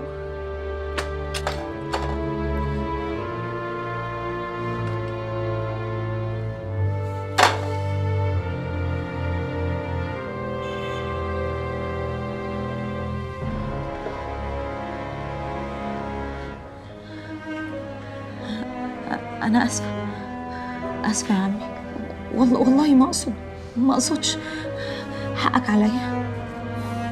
تبقيتيش طايقه نفسك يا حنان. ولا طايقه حد. امبارح الناس بتحاول تفكر معاكي وتساعدك، وانت عماله تتريقي على ده وتدي ده على دماغه. انا كبيره ومسؤوله عن تصرفاتي، غلطت وهدفع ثمن غلطتي. مش عايزه بقى حد يفكر لي ولا حتى يدفع لي. عن اذنكم.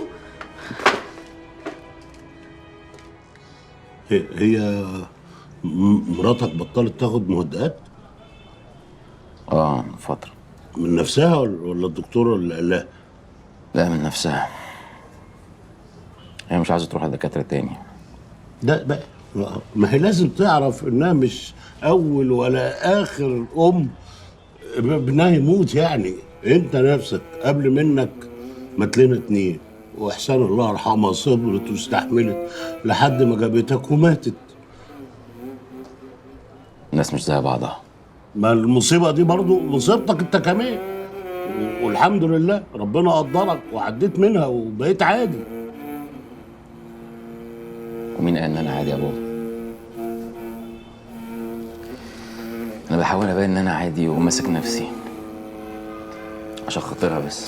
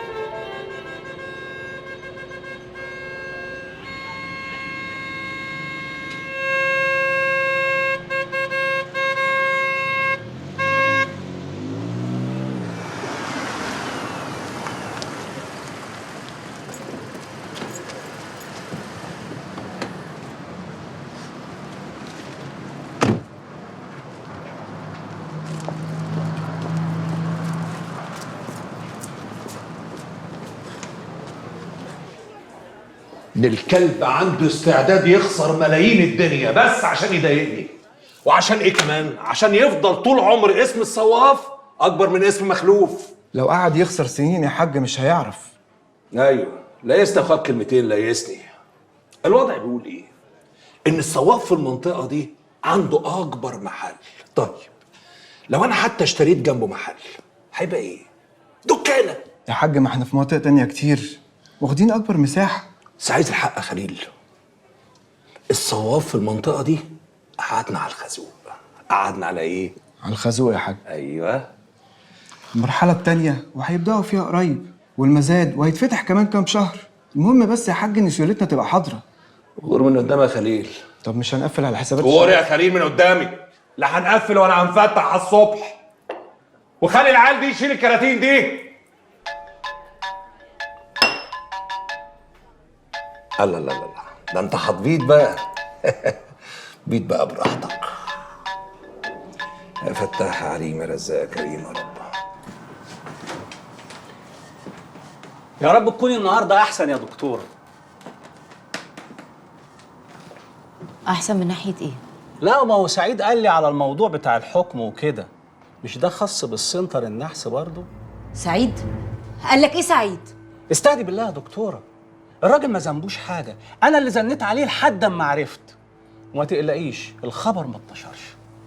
لا ما تقلقش انت، انا كويسه قوي ويا ريت ما اتكلمش معايا في الموضوع ده تاني. طب واللي يبقى عنده الحل؟ يوه، وبعدين بقى؟ اسمعي مني بس يا دكتوره، انت ايه تعريفك بالظبط عن الرشوه؟ نهار اسود ومنيل، انت جننت؟ انت ازاي تتكلم معايا في موضوع زي ده؟ انا اكيد مش هدفع لك رشوه يعني.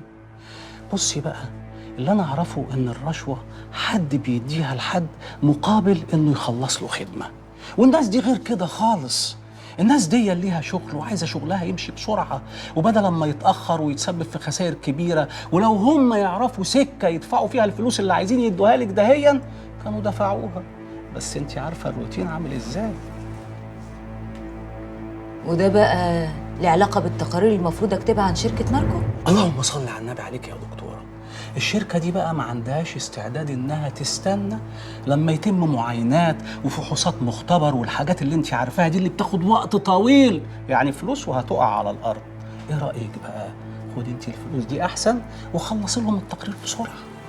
ودي بقى ما اسمهاش رشوه يا دكتوره، احنا ياما تعاملنا مع الشركه دي وعارفين منتجاتها كويس، وبعدين انت ياما فحصتيها وعديتيها، مش هيجوا في الاخر بقى ويعقوا. وافرض بقى المره دي المنتج ده فيه مشكله وهم عايزين يعدوه. لا دي سمعه بقى، ومفيش شركه محترمه تخاطر بسمعتها.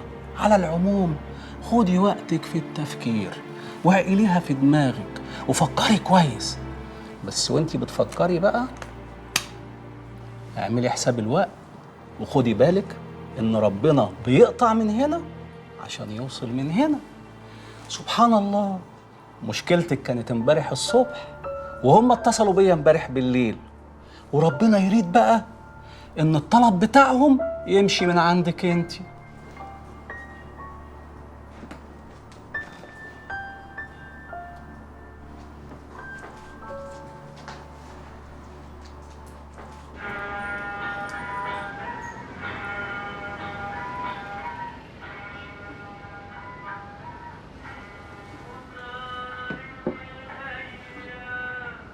عامله ايه البنت جاهد معاك؟ هي مش معايا يا بابا، مع نوسة واقفة تتعلم.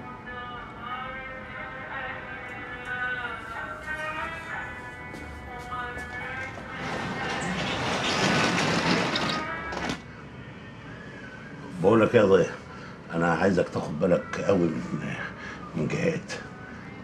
البنت دي مش واخده على شغل المحلات والشوارع، يعني عايزك كده لما تخلص الشغل في المحل وتقفله توصلها، ويا ريت توصلها لغايه البيت. ده هي محطه بالكتير يعني، اصل بصراحه البنت دي تهمني، ابوها عزيز عليا وغالي، اصله صاحبي قوي. ده يبقى اللي انا طلعت بقى شاكك فيه طلع مظبوط. اللي هو ايه ان شاء الله؟ انت مش جايب بنت تشتغل في المحل، انت جايب عروسه بنت حلال متعلمه وعايزه تلحق تتجوز عشان تخلف، ما عندهاش مانع انها تبقى التانيه، وابوها صاحبي قوي يعني انا عارفهم كويس. وانت شايف بقى يا بابا ان ده وقت مناسب نتكلم فيه في حاجه زي دي وهي حنان في الظروف دي؟ امال نعمل ايه يعني؟ نستنى سنه ولا سنتين ولا 10 سنين؟ ضيع انت دلوقتي في ال40، ايه نستنى لغايه ما تبقى في ال50 وبعدين نبتدي نفكر؟ لا يا ابني، انت من حقك تبقى اب، وانا كمان من حقي ابقى جد. وبعدين حنان مراتك، انت عارف ان انا بحبها وياما حاولت معاها واتكلمت لكن مفيش فايده، هي مش عايزه تخلف. طب انت ذنبك ايه؟ ها ذنبك ايه؟ مش ذنب يا بابا، ده نصيب. ودي حنان اللي وقفت معايا لما فصلوني من الجامعه ظلم. واحده في الظروف اللي هي فيها دي كانت ممكن تقول انا دكتوره واتجوزت الدكتور زي في الجامعه، مش مزايم في محل ابوه، بس هي ما عملتش كده. بص يا بابا، اللي بيني وبين حنان مش مجرد جواز وخلفه، لا، اللي بيني وبين حنان كتير قوي. بص يا حاج، انا بحب حنان ومش هتجوز واحده غيرها. بقول ايه بقى، مش نمشي جهاتنا المحل؟ ايه؟ وتمشيها ليه؟ ما تسيبها تشتغل وتتعلم وتسترزق، ربنا ما يجعلنا من قطاعين الارزاق يا اخي. انا مش هعرف اشتغل معاها يا حاج وانا عارف نيتك كده. ضيع المحل ده بتاعي انا مش بتاعك انت، يعني انا اللي ماشي وانا اللي قاعد، وبعدين مالكش دعوه بنيتي، واعتبر الكلام اللي احنا قلناه ده ما اتقالش خالص من الاساس. انما البيت مش هتمشي، انا بقول لك مش هتمشي خلاص. فتحت كده.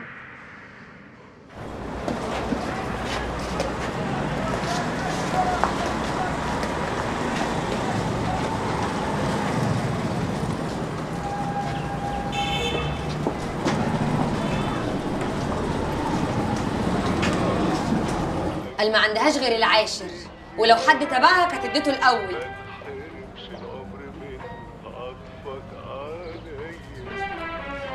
السلام عليكم.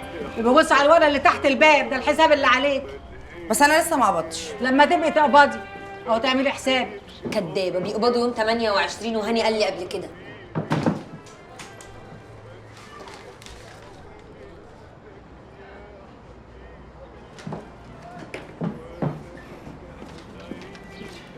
ممكن افهم ايه ده؟ ما قلت لك الحساب اللي عليك. وبتاع ان شاء الله انا ادفع 750 جنيه. هو انا باكل في البيت ده لوحدي؟ الاسعار غليت، كل حاجه ولعت، ما تنزلي بنفسك وتشوفي، ولا عايزه تعيشي معانا سفلقه؟ انا برضو اللي عايزه اعيش سفلقه؟ وهتدفعيني في الكهرباء 80 جنيه؟ ليه؟ هي الكهرباء اصلا بتيجي كام؟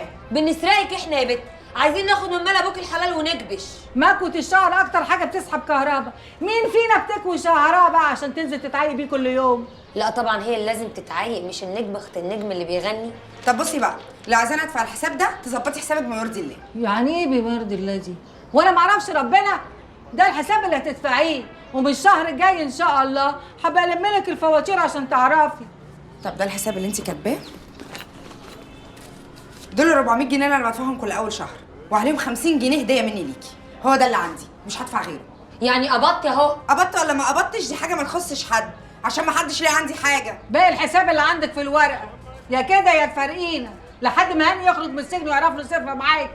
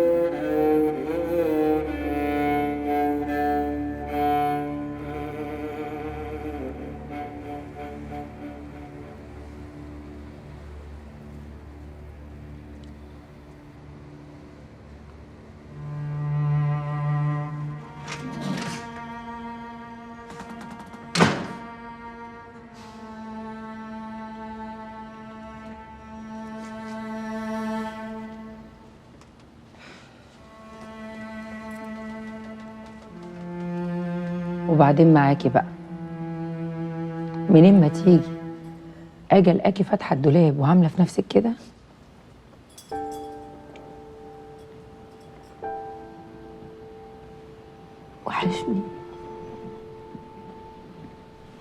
وحشني قوي.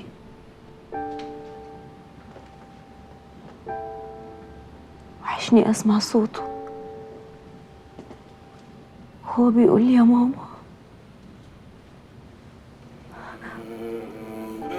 وحشني لما كان بيجري عليا وياخدني في حضنه كأني ملكت الدنيا كلها. وحشني لما كان بيعيا وافضل جنبه طول الليل وانا خايفة عليه. وحشني نفسه، وحشني عياطه. تعبانة تعبانة قوي. ساعات بطلب من ربنا انه يخلصني من الدنيا دي عشان بس اشوفه واخده في حضني. ان ربنا ابتلاني يا منير، ابتلاني مرتين. ابتلاني لما اداهولي وعلق قلبي بيه، وابتلاني لما خدوا مني. اديكي قلتي اهو ربنا ابتلاني، يعني فاكرك ان الله اذا احب عبدا ابتلاه. يعني ربنا بيحبك يا هبله، وربنا جميل قوي. ربنا بيختبرنا في اكتر حاجه بنحبها. طب قولي لي بقى، كنت هتعملي ايه لو كنت ربيتي وكبرتي وسهرتي وخرجتي من الجامعه وبقى راجل وبرضه ربنا خده؟ كنت هتقولي له لا سيبه ما تاخدوش؟ يا حبيبتي اصبري اصبري وان شاء الله ربنا هيعوضك خير.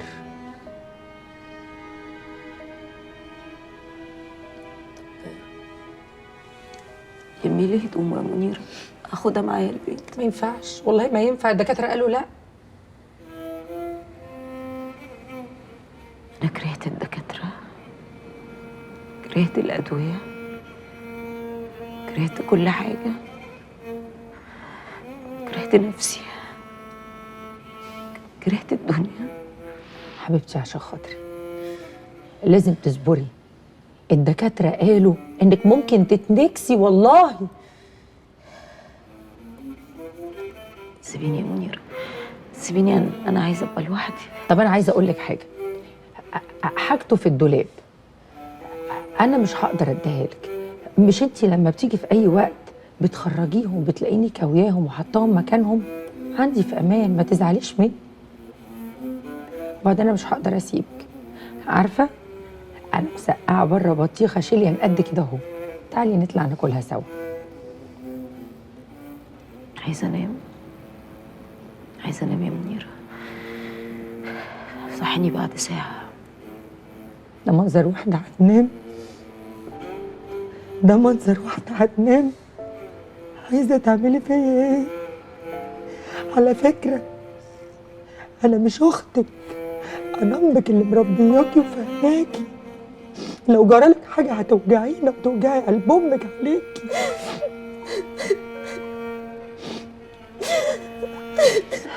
تعالي تعالي.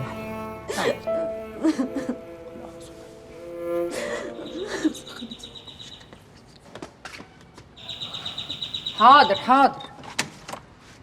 اهلا وسهلا. السلام عليكم. وعليكم السلام ورحمه الله السلام وبركاته. يا حاجه منير. الله يسلم عمرك. والله ما انت قايله. حاجه مبروره يا حاجه صفيه. اهلا وسهلا، وربنا يوعدك بحق جاه النبي. امين يا رب. معلش ان انا جيت لكم كده من غير ميعاد، قلت اجي ابارك له بنفسي، وكنت عايز اتكلم معاك كلمتين كده يا حاجه من غير زواق. قوي قوي. منيره. نعم يا ماما. روح اعملي لنا شاي. حاضر. اعمله شاي بلبن ولا ساده؟ ساده والسكر لوحده. يلا الجدعان. طيب انا عامله كيكه، اجيبها لك بالبرتقال ولا بالجزر؟ مالوش في السكريات. يلا بتغمزيني ليه؟ يلا بقى زقي عجلك بقى. خير يا حاج، قلقتيني. خير ان شاء الله يا حاج. مفيش قلق ولا حاجه، احنا اهل مش كده؟ ما انت لسه قايل هنتكلم من غير زواق. صح، عندك حق. بص يا حاجه، ضياء ابني بيكبر، وحنان بنتك زي بنتي بالظبط، وانت عارفه كويس انا بحبها قد ايه، وانا مقدر اللي هي فيه قوي يعني. والدكتور قال ان ممكن يكون جالها عقده بعد الواد ما مات، عشان كده مش عايزه تخلف. بس وبعدين يا حاجه اخرتها. والله انا حاولت اكلمها كتير في الموضوع ده، مش بس انا واخواتها كمان، بس ما اعرفش مالها. زي ما يكون الموضوع ده بيكهربها، اللي يجيب لها سيره هديك على اللي بيجرى لها. يعني ابني يفضل عايش طول عمره كده من غير ما يجيب ولد ولا بنت يسند عليهم لما يكبر؟ مش كفايه عليه قهرة شغله لما فصلوه، ولا قهرته على ابنه لما مات؟ ابني كاتم في قلبه وما بيتكلمش، ما بينطقش، مش عايز يفضفض لحد، ومش عارف يقول ايه ولا يقول لمين. ولما بيضيق بيه الحال قوي بيروح يقعد جنب السيدة نفيسة بالساعات. أنا حاسس بيه يا حاجة. يرضيك أنت الحال ده؟ يرضيكي؟ انت بتفكر في ايه يا حاج؟ في اللي جه في دماغك دلوقتي، هو ده اللي أنا بفكر فيه. يعني هو شاف واحدة وعاوز يتجوزها؟ هو لا شاف ولا عاوز يشوف، وهي مش عايزة تخلف. إحنا الكبار بقى هنفضل قاعدين وساكتين كده ونتفرج عليهم؟ أنا لما كنت في سنه يا حاجة مراتي ماتت وسابتهولي، ورفضت أتجوز عشان أفضل أراعيه، وما كانش في واحدة ست ممكن تحل محل أمه. الضنا غالي قوي يا حاجة، وأنت عارفة كويس. ما أنت عندك بدل الضنا 6 ما شاء الله، الله أكبر. ربنا يحفظهم يا حاج. وأنا كمان ابني لازم يكون عنده ضنا، ودي ما تزعلش حد يا حاجه. من ناحيتي انا هفضل اتكلم مع ابني والح عليه لغايه ما اشوف مصلحته، وانت من ناحيتك يا حاجه لازم برضه تضغطي على بنتك. يمكن تراجع نفسها وتفكر كويس. خوفيها يا ستي باللي انا قلته لك دلوقتي على انه ممكن يحصل فعلا. يا حاج جمال صوتك عالي وحنان نايمه، ممكن تسمع. يا حنان هنا؟ استغفر الله العظيم يا رب. عموما انا قلت اللي عندي يا حاج، وربنا يصلح لهم الحال بقى. الله، السلام عليكم. عليكم السلام. عليكم السلام ورحمه الله يا حاج.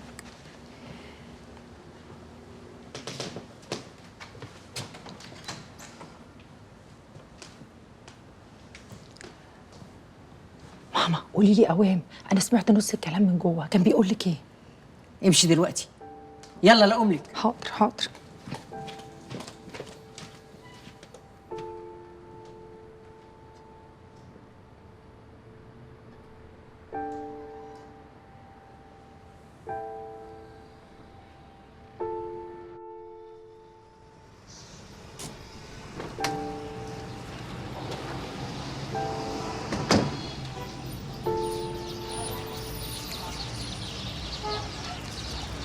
تمام؟ تسلمي لي. يوسف كنت عامل قوي في البرنامج. خليك. انا معجبه بيك جدا وبميز، ممكن اتصور معاك؟ اه طبعا عادي.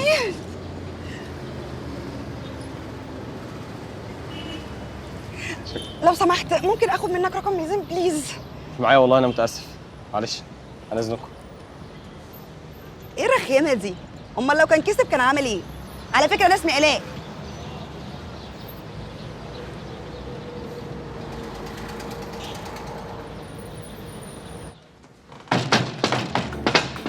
دي خطة يوسف يا ماما والله. ايوه يا حبيبتي افتحي. اهلا اهلا اهلا، الحمد لله على السلامة يا عيني. وحشتيني يا عمري قوي. يا نور عين يا نور عين يا حبيبي. تعالى انا بقى شويه. لا يا ماما. لا كويس. وحشتيني. ازيك يا حبيبي؟ قولي الحمد لي لله. وشك كده يا ربي. يا نونا. ازيك يا حبيبي؟ الحمد لله، وحشتيني. نورت بيتك. وحشتوني قوي. انت اللي وحشتنا. انت اكتر، انت اكتر والله.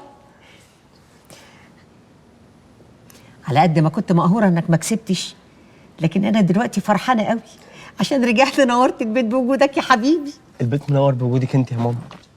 وحشتيني. انت كمان. وحشتيني يا ماما. وكنت بتقولها كمان للبنات اللي كانوا واقفين معاك، عمال تبوس دي وتقفش في دي. يا واد ايه قله الحال اللي انت كنت فيها دي؟ ايه يا موني؟ عاوزه ايه يعني؟ كنت اعمل ايه؟ ابوسهم من ورا الناس كده احسن يعني بالنسبه لك؟ ويعني ما ينفعش من غير مسخره؟ خلاص يا اختي اديني رجعت وقاعد لك. وبعد كده مش هبوس حد غيرك انت يا جميل. عيب عيب. بصي شقي يا ماما، عامل زي القرد المسلسل، حاجه غريبه. اخر العنقود. اوعى تزعل يا حبيبي، اوعى تزعل. هي الدنيا كده بتاخد مننا اكتر حاجه بنحبها وبنتمناها. هزعل من ايه يا نونا؟ الحمد لله. وبعدين يعني انتوا كنتوا مستنيين ايه؟ اكسب مثلا في المسابقه؟ عامل نفسك جامد ومش همك ولا فارق معاك. لا والله خالص. انا فعلا ساعتها اتضايقت شويه، بس خلاص الحمد لله. انا رايح وانا عارف ان انا مش هنجح. المسابقات اللي شبه كده تبقى متستفه من الاول. طب لما انت عارف الكلام ده كان ايه لازمه الشحطاطه؟ عادي يا ماما، محاوله، لازم احاول. وبعدين مش كفايه ان انا طلعت في التلفزيون ولا ايه؟ ده انا بقى ليا معجبين دلوقتي، انت مش فاهمه. سيبك بقى من كل ده. ها هاني، طب خالي ايه؟ يا خساره ما كنتش عارفه ان انت جاي النهارده، ما عملتش بس غير صينيه رقاق. طب ما حلو يا منيره، متضايقه ليه يا حبيبتي؟ لا طبعا مش حلو. انت بص تخش تقلع هدومك وتتشطف كده وتريح، هتصحى تلقاني عامله لك شويه حمام حلوين على جوز فراخ على بطايه محشيه، ترم عظمك كده. ليه يا منيره ليه يا حبيبتي؟ انت عامله عزومه، تسلم ايدك. تسلم يا حبيبي، بس انت وشك اتمقت من قله الاكل. اتمقت؟ اتمقت. ده من دعاك يا اختي. من دعايا؟ بركاتك يا حاجه منيره. يا اخويا بلا الطريق ده، الله اعلم كان ايه اللي هيجي من وراه. انا ماشيه يا ماما. لا خليكي شويه. استني يا حبيبتي، هجيب لك برطمان لفت واجي لك على طول. استني يا حنان، اصل انا عايزاكي في كلمتين. كلمتين؟ كلمتين بخصوص اللي قاله لك حماية وانا جوه في الاوضه؟ انت سمعتيه؟ اه يا ماما سمعت.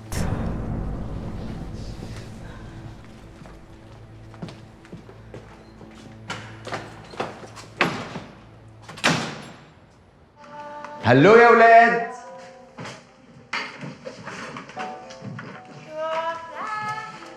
حبيبة قلبي بوبي، وحشتيني. بقول لك ايه، طلعتي عين مامي النهارده ولا لسه؟ طلعتيها؟ برافو عليكي. نجيب بوسه يا ولد. خدي بتاعتك. مساء الخير يا قمر.